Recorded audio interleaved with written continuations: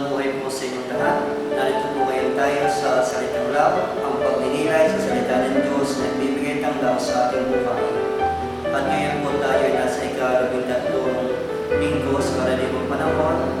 At ang ating pagninilaya ay ang Ebanghelyo ayon kay San Mateo, Kabanata 10, mga talata 37 hanggang 42. Nakasal po dito sinasabi ng Panginoon, ang umiibig sa ama o sa ina na higit sa akin ay hindi karapat-dapat sa akin.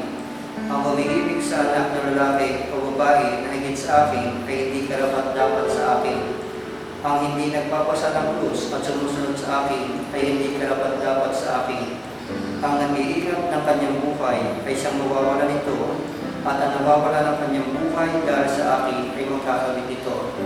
Mga minamahal na kapatid, sa ating pong Ebanghelyo ay nasa paunawa sa atin ng Panginoon yung misyon na ating gagampanan sa pagsunod sa Kanya. Sapagkat bilang mga mananampalataya, ang ninanais ng Diyos para sa atin ay yung magbigay tayo ng ating sarili ng buo sa Kanya.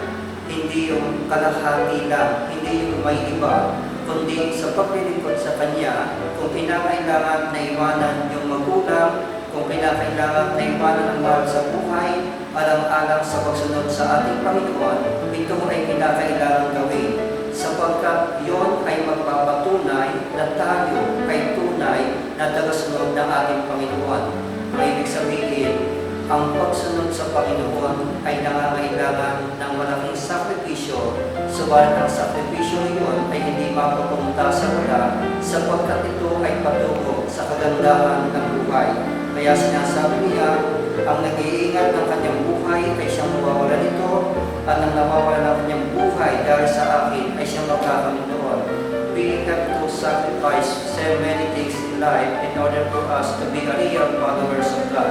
Kaya nga mga minamahal na kapatid, sa ating pagsunod sa Kanya, hindi yung ating mismong sarili, yung ating titingnan, yung ating gusto, yung ating magagawa para sa ating sarili, kundi ang ating titingnan, paano ko ba maluluwalhati ang aking Panginoon bilang isang alagad niya, at iyon ay ating may papakita sa pamamagitan ng ating paggawa. Kaya napakasakit lamang po siguro nung nais para abot sa atin ang Panginoon, at yun ay walang iba kung hindi. Kung mayroon tayong pipiliin bilang isang alagad ng Panginoon at nagnanais maglingkod sa Kanya, wala tayong ibang pipiliin maliban ang ating Panginoong Jesucristo, at yung mga ibang bagay pa ay yun ay kasunod na lamang. Kaya halinawa po sa ating buhay na ito, sa ating paglilingkod sa Kanya, yun ang ating maintindihan. Hindi ang mga bagay na magbibigay sa atin ng karamalan, hindi ang mga bagay na mag-aangat ng ating pagkatao,